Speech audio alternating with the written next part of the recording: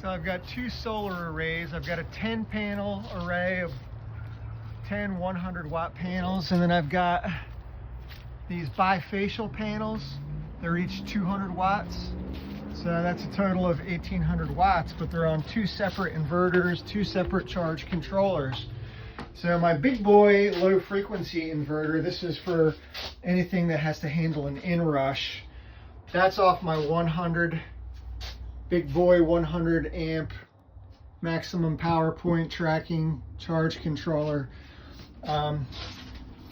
We've got everything's fused or breakered, DC breakers for these setups. But I've got a panel of circuits just for this one and just for these two batteries here. These batteries cost about 600 bucks a piece, brand new. I started this project in 2022.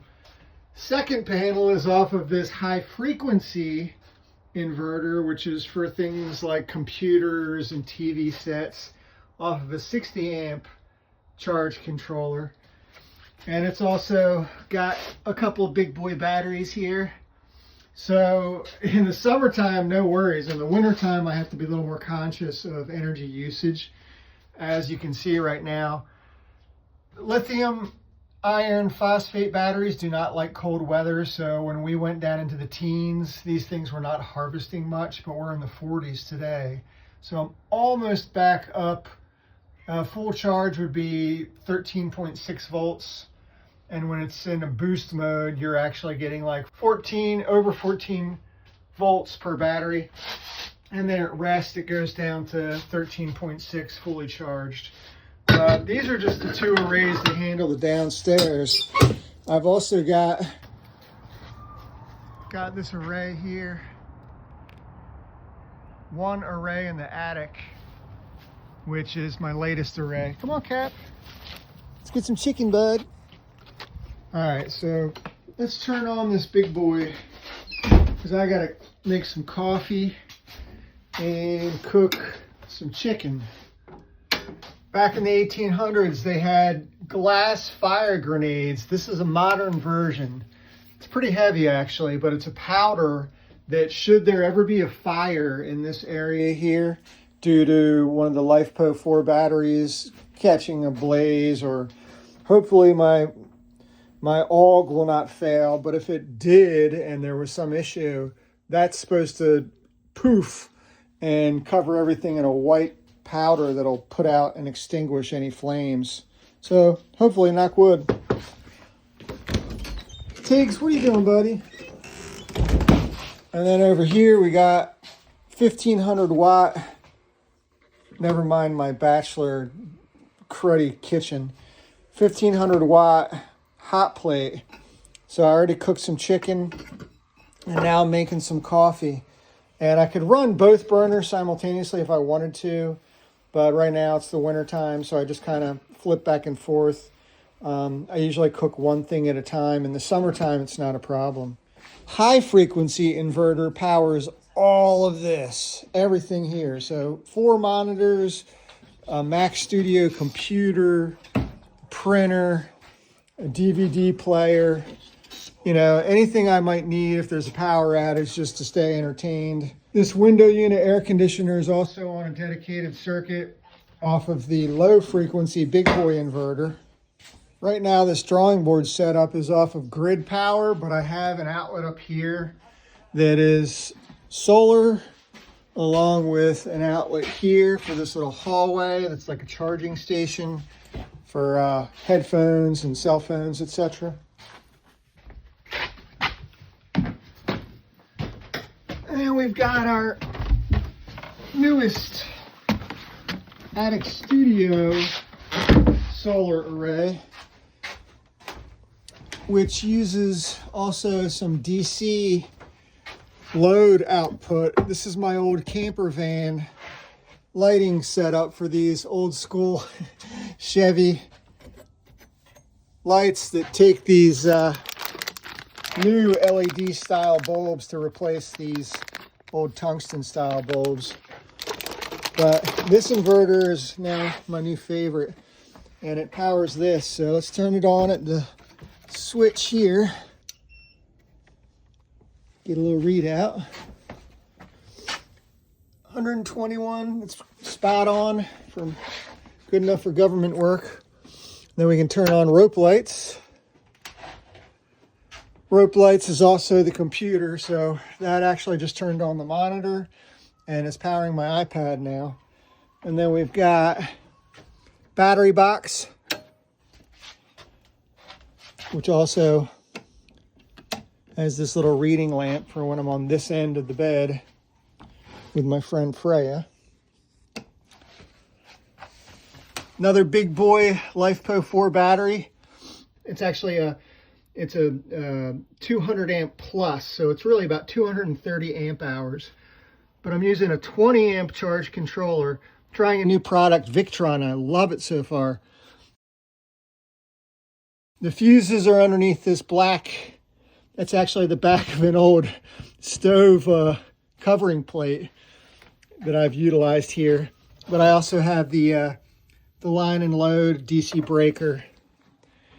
And this is the array out here. It's just 2 panels, that's it, for a total of 200 watts. Hey, yo. Where's your boyfriend? Coyote.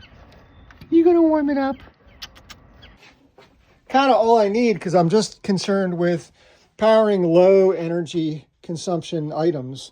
When I max it out, and that means using this outlet too, which I ran, electric blanket's like 65 to 100 watts.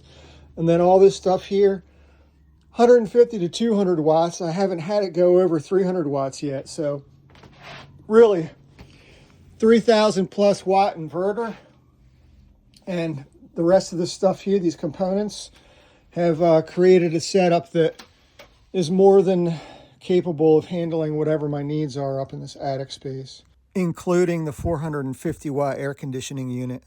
It gets a tad bit brighter, and this is pure DC load, so it's nice because I can turn off the inverter, but because this charge controller has an option, see those UF load wires? Those are powering this little outlet here that comes up into this old battery box, fused, you know, for a camper van.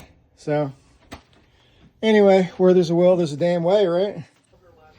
Not including the cat. This solar setup here, I think I paid about $600 for the battery, another 80 some bucks for the fuses. For the charge controller, I paid 90 bucks, $300 for this.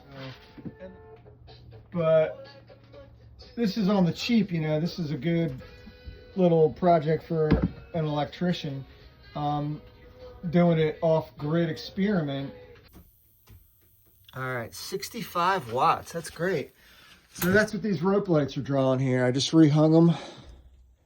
So this is something I'll use every night when I sleep up here in the attic studio. And I reconfigured these solar lights that run off of a little solar panel mounted outside.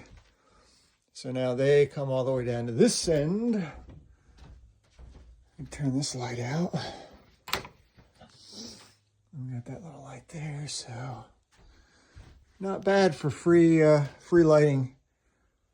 And there's plenty of other outlets here for other stuff and other lights if necessary, plus the DC lights. So I mean, that's really all I need, especially if I'm going to be sitting here doing some drawing and whatnot. Right, Rudy? Oh, look at this beast. That's his spot. So 65 watts, that's it for these rope lights. So they can stay on wintertime, summertime, all night long if necessary, off the new inverter. And they are not on a switch per se, but the inverter itself is a switch. So they're plugged into this outlet up here, which is on a breaker over here. But when I shut this off right here, it kills the lights. There we go. So now we're down to just the solar lights here. And Perry Mason on the TV set. Today's little project was to wall up my wires. All my solar panel circuit wires come through here. Here's what they look like before I walled them all up. And some go up, but they're concealed behind that plywood. And there's one outlet here that goes straight into these breakers, but I had yet to resolve. So I shored it out enough, about an inch. I shored it out, and then I put these slats over after strapping the wires behind it so nothing would get pinched. So it's nice and clean looking now.